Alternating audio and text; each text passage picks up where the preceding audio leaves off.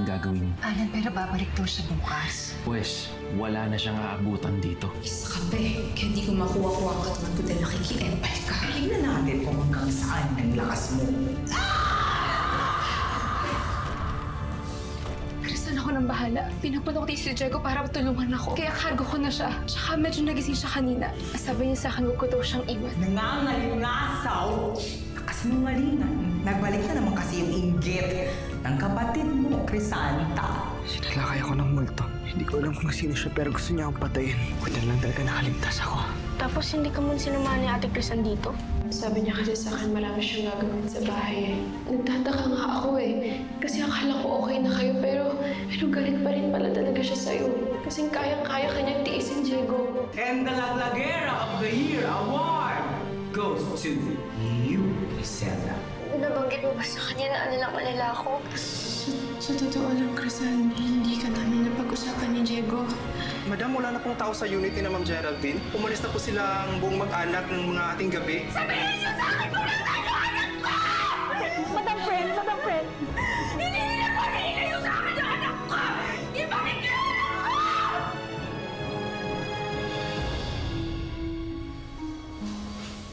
Ito na lang muna ang kainin natin, ha?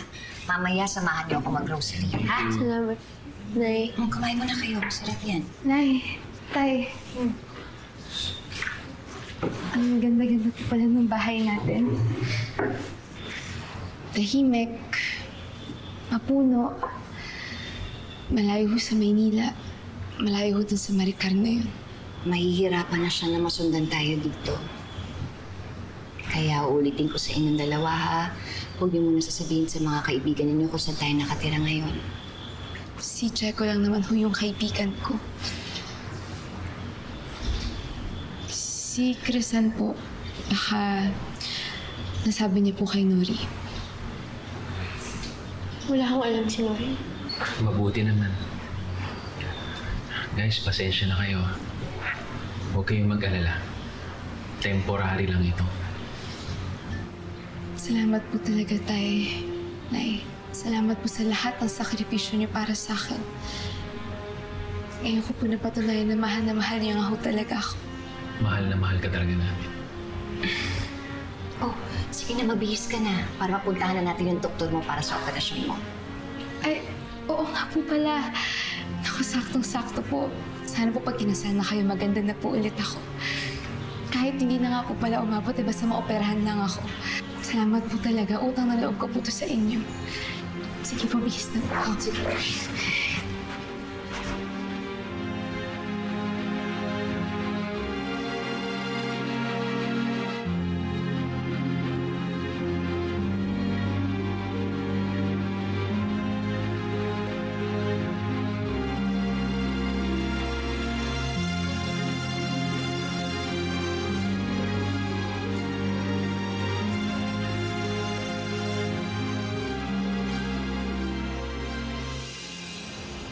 Sir, paano umalis?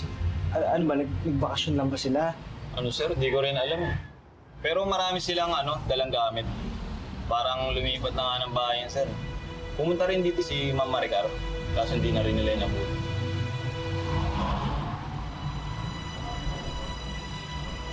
Salamat po, sir.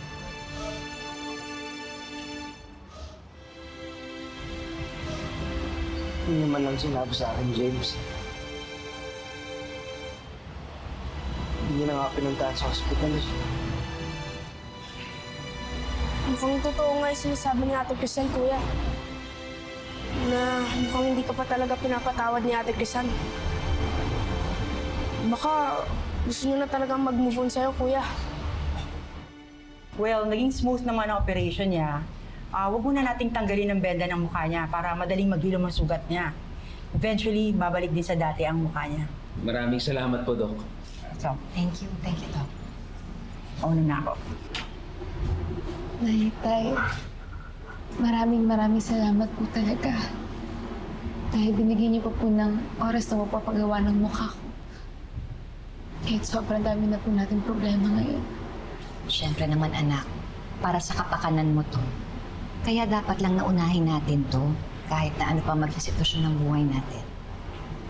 Kaya anak, magpahinga ka na ng maigi para gumaling ka na kagad. Bibili muna kami ng food ng mami mo. Chrisan, ikaw na muna bahala sa kapatid mo, ha? Ako na ang bahala kay Chris. Balikan ni Karen.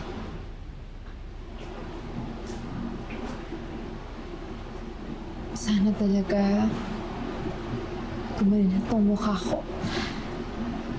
Na hindi na ako mahiya na humarap sa ibang tao, Chris. Yan mo ba iniisip mo, Crisel? Hindi mo ba naiisip si Mang Maricar? Hindi ka ba talaga nagkukonsensya? Tayo yung pamilya natin masaya magkakasama. Pero si Mang Maricar, Crisan, hindi ko siya naiisip.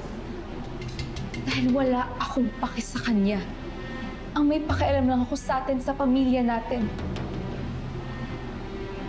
Crisan, ano naman ba itong inuurot mo, ha? Saan ka ba naiirita? Na dahil hindi ako nabawi ni Aling Maricar? O dahil gaganda na naman ako? Crisel, saan galing yung mga sinasabi mo? Iniisip mo ba talaga na hindi ako natutuwang maayos na yung mukha mo? At malay ko ba kung naiinsecure ka sa ganda ko, Crisan? Kung gusto mong maniwala ko sa'yo na masaya ka para sa akin, tigilan mo na ang pangungonsensya mo, Crisel. Dahil kung hindi, mag-aaway talaga tayo.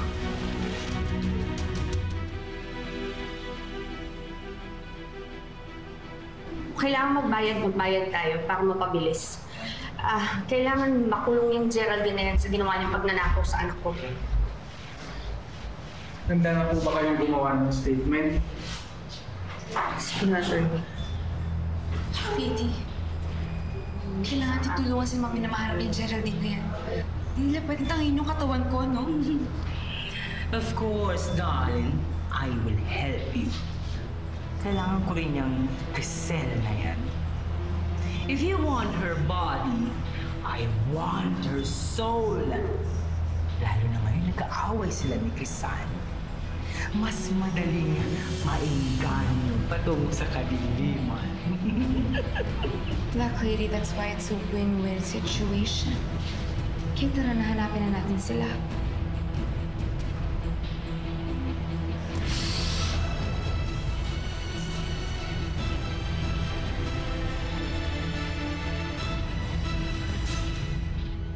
Nay, Tay, di ba invited naman po sila Lola tsaka si Lola sa wedding niyo? Pwede po ba manghihi ako ng pasalubong? Gusto ko po kasi ng sariwang gulay. Kasi sabi po ni Doc, maganda daw po yun para sa skin ko. Mabuti pa mga anak. Halika, muna tayo. Usap tayo. Hindi kailangan kami sabihin sa inyo ng mami. Halika.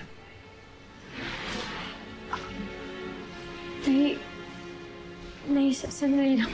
Kinabahan naman mo ako bigla. Tungkol saan ho ba? May problema na naman ho ba tayo? Wala naman anak, pero umiiwas lang tayo sa problema. Kaya napag-usapan namin ng tatay ninyo na hindi na kami sa simbahan magpapakasal, kaya hindi na natin ibitayin yung lola at lola ninyo. Pati yung mga kaibigan nyo, tsaka yung kaibigan na rin namin. Para sa ganon, hindi na nila alam kung saan tayo nakatira ngayon. Sa huwes na kami magpapakasal ng mami mo. Kung sa ganung paraan, mabilis, convenient, tsaka ligtas tayong lahat. Pero Tay, paano po yung mga gowns po na pinatahin natin? Hindi na po ba natin yung susuotin? Hindi na anak eh. Simple na lang yung isusuot natin. Bakit na nga yung mukha ko pangit na yung susuotin? Hindi yun ang mahalaga, Crisel. Ang importante yung matuloy yung kasal nila. May isang bagay pa tayong dapat pag-usapan. Ito naman good news. Pagkatapos ng kasal, naalala niyo yung naudlot natin na trip to Singapore? Itutuloy na natin. Aalis tayo. Ipaparebook ng tatay niyo yung ticket na hindi natin nagamit noon. Baka doon muna tayo tumira. Sigurado naman ako na hindi tayo masusundan ni Maricar doon. Talaga po? Grabe, tama po yung desisyon niyo yan.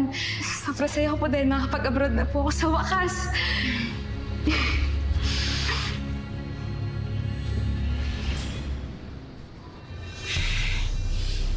Hindi kayo makakapagtago sa kapangyarihan ko. Niloko niyo kami ng mami ko. Huwag kang lumayo sa akin. Baka mawala ka sa signal ng invisibility mode ko. Hayaan mo na ang nanay mo yung bumante para sa atin. Susurpresahin natin sila. Babagsak yung bomba na hindi nila namamalayan. Wow!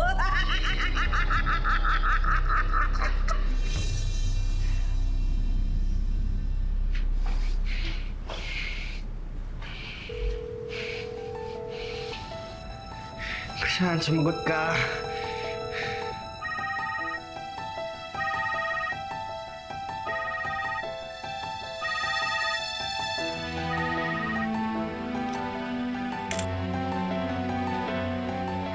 Saan? Sumagot ka naman. Nag-aalala ako sa'yo. Wala ka talagang pakialam sa akin.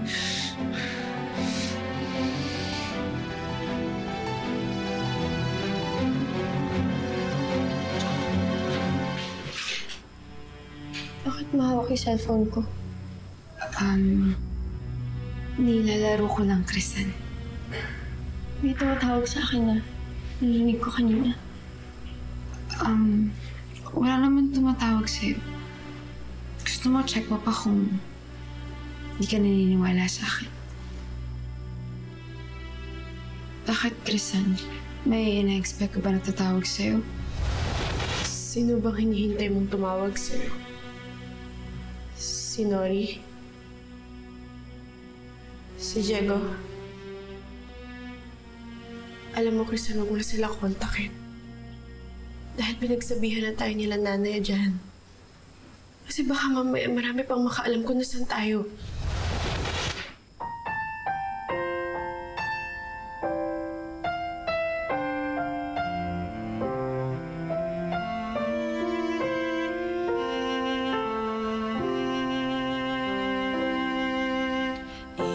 Isa ang puso ko at ito'y para sa'yo.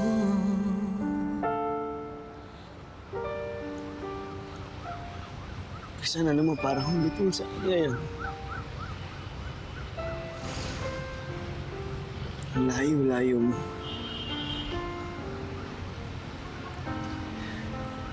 Gusto man kitang hawakan. Gusto man kitang lapitan. Hindi ko magawa.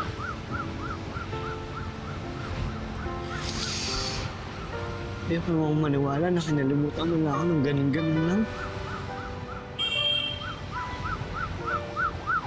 Sana naman magparamdam ka sa akin eh. Gusto kitang makita, Diego, bago kami umalis. Tulungan niyo naman ako. Sana bulungan niyo si Diego para mahanap namin ang isa't isa. Ang mga bituin, gagawin kong ilaw ng lalong magningning. Pag-ibig kong sa'yo lamang. Oo nga, attorney. Pero useless naman yung kaso kung hindi naman natin sila mahahanap. Alam mo, may pera din yung mga yon. Kung gusto nila magtago, magagawa nila. Alam mo, palagay ko dapat i-involve na natin yung police para makatulong sila sa atin kung paano malupit yan. Okay, sige. Madam friend, alam ko kasi na marami talagang dahilan para ma-frustrate ka. Pero sana huwag kang gi-give up, ha? Mami, alam mo po namin kung nasa yung pamilya ng mga sinungaling. Hindi ka niya naririnig. Paano niyo malalaman na sila Geraldine kung hindi tayo paparamdam sa kanya? Wag! Baka matakot. My darling protege, leave it to me. Alam ko yung gagawin.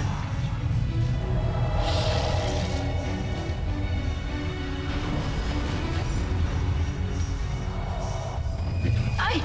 Naku! Madam friend! Uy, ano nangyari? Napayusiful! Anong ginawa mo sa mami ko, ha?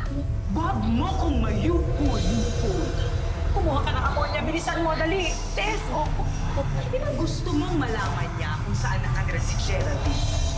Huh? Watch and learn. My friend. Cheska? Cheska, anak, nasan ka? Anak, please, umuwi ka na sa akin. Paawa ka naman. Maricar. Sino ka? Ako ay isang kaibigan. At alam ko kung saan mahanap ang iyong anak. Nasaan si Cheska? Saan nila pinala si Cheska? Makinig ka sa akin. At tandaan mo ang mga sasabihin ko kung gusto mo mahanap ang iyong anak.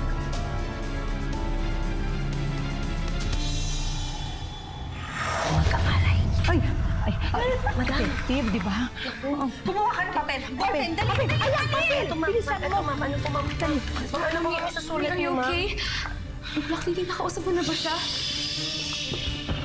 Lily, nasabi mo na ba sa kanya kung nasan sila, nanay? Dito. Dito daw natin makikita yung pamilya ni Geraldine. Sinabi nung nakausap ko sa panaginip ko. See? I told you.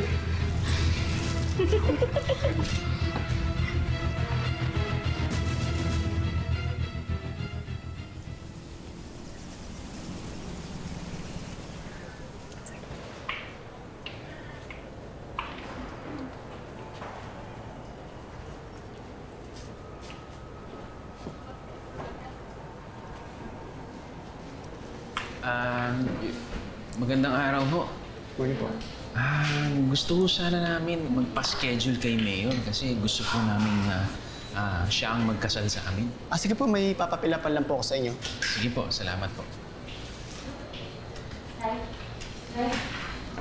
Hindi lang ho ako nang maiinom. Sige, bilisan mo ha. Ito ba yung kailangan? Yan lang. Bubuksan ko po nga na. Okay.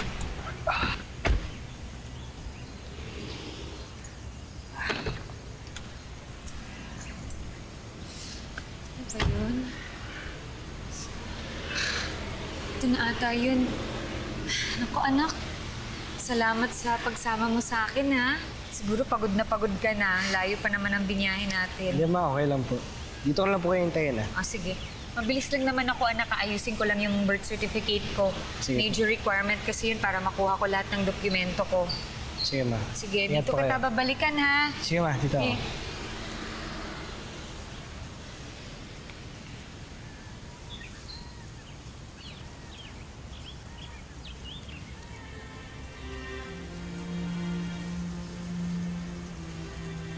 Bata! Hoy, bata!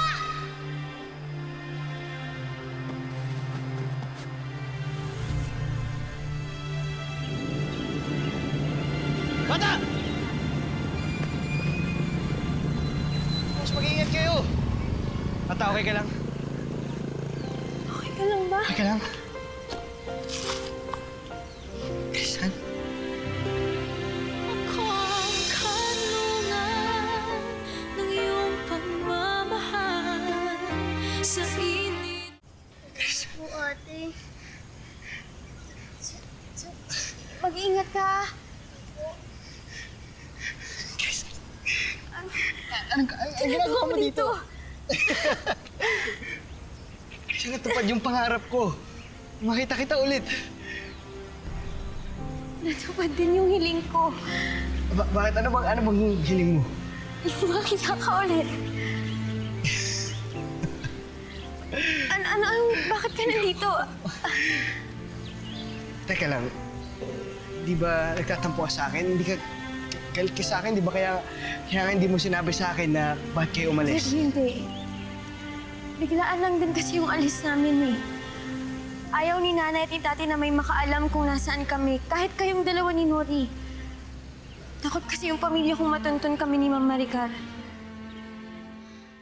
Yung address na binigay ko, ang sabi sa akin talaga nung babae sa panaginip ko, doon natin makikita si Geraldine. Yes, Mami, tama yun. Kaya sigurin mo na sila. Panaginip lang yun, mami. Hindi naman totoo yun. Trabida. Why do you have to discourage my mom? Siguro, ma'am, sa sobrang stress nyo, hanggang sa pagtulog mo, gumagana yung utak mo na hinahanap mo yung anak mo. Mommy, huwag kang makikinig sa kanya. Just please try to check the places sinabi ni Black Lady. Please, Mommy, makinig ka sa akin. Well, baka may point ka nga. Baka pagod din ako. Baka kailangan ko rin magpahinga. Why did you contradict my mom, you fool? Ay, ma'am, huwag naman ho ganun. Okay, so I can see that your papers are complete. I have good news for you guys. I can squeeze in my schedule tomorrow. So kita-kita tayo dito ng 9 o'clock ng umaga para sa kasal niyo. Maraming salamat po, Mayor. Naglilingkod nun po. Naitay, nakakatuwa naman po. Excited na ako.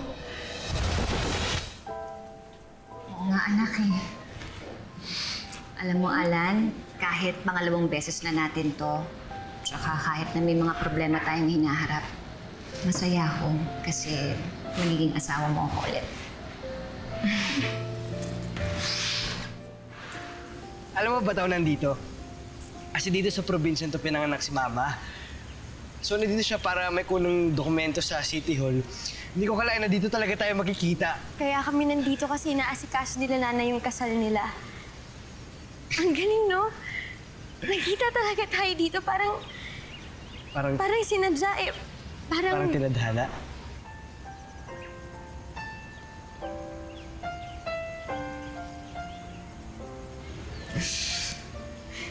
Tsaka ano ginagawa mo dito? Crisel. Crisel, bakit mo siya kinulpa?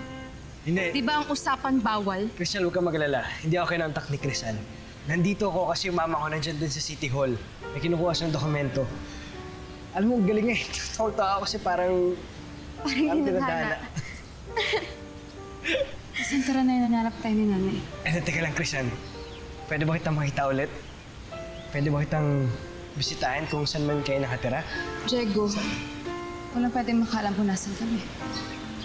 Di ba, Crisel? Crisel, si Diego naman yun eh. Kahit na, Crisel. Gusto mo magalit siya nanay sa'yo? Crisel, pwede bang makinig ka na lang? Kaya bang madami si Diego sa gulo? Tara na! Crisel, sandali. Huli-huli yung pagkikita, Crisel!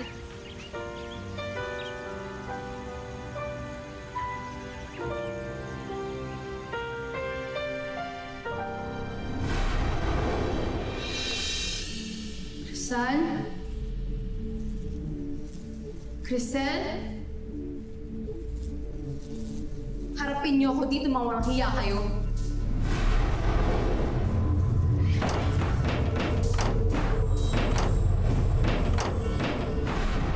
Where the hell are you people? They are not in hell, darling. Not yet. Kapal yung talagang mga mukha nila pagtaguan si Mama. I need them to come back home and bring my body back to me! Huwag ka nang pasaway. Di ba sinabi ko sa'yo, huwag kang magwawala, huwag kang magugulo. Pag nalaman nila na natuntun natin sila, umayos na naman yung mga magnanakaw na yun. Gusto mo ba yun?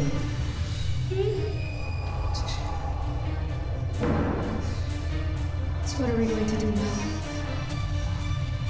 Chill. Huwag ka muna manggulo. May iba ang gugulo para sa atin. Kaya pwede ka na bumalik dahil nakikipaglandian ka na pa kay Diego. Crisel, huwag mo akong pagsasaltaan ng ganyan. Oh, ano yan?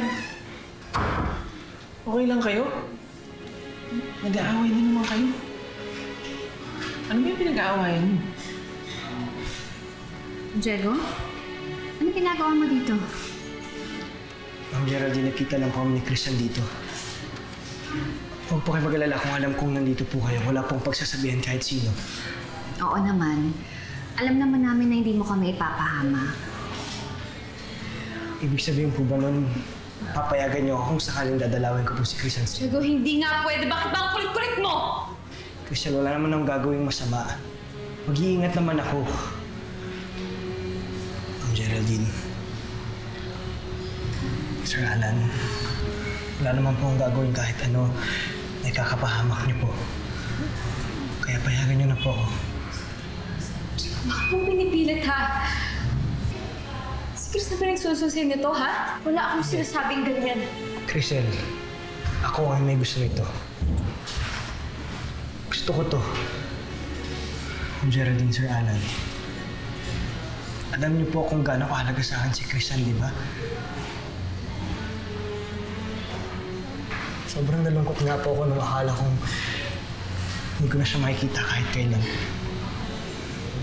Kay Ma'am Geraldine, Sir Alan, malaking bagay po sa akin kung papayagan niyo po ang dumalaw at manligaw.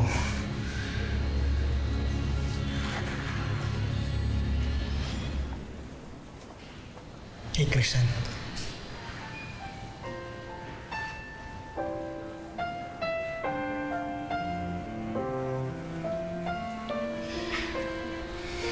Sir Alan, Ma'am Geraldine, sinasabi ko po to para wala pong tinatago sa inyo.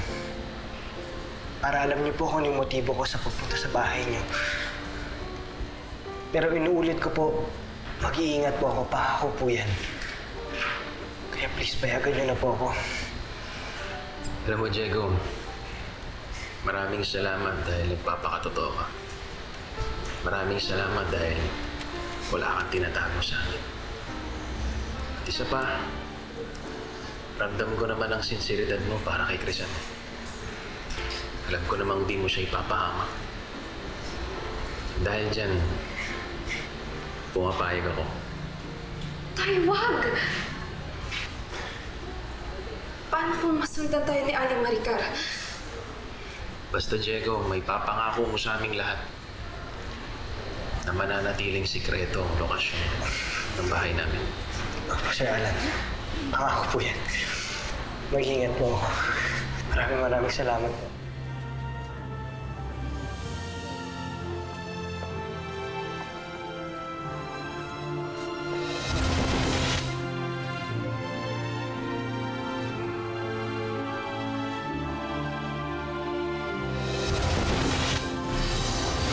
Crisan, umamin ka nga. Nagsiselos ka na naman ba kay Diego? Siya na naman ba yung magiging dahilan ng pag-aaway natin? Olsek, bumaba ka nga. Magpanggap ka kunyarang naliligaw ka. Sir, pasensya na ho. Saan ho ba dito yung barangay Mabolo? Ba't talaga nakinig ka sa gut feeling mo, Mom? Yun naman nanay ang Geraldine yan sa magagawa mo laban sa kanila. Hulihin niyo yung babaeng yan! Magnanakaw ng anak! Basta na kita. Galit ka pa rin sa kambal. Hello,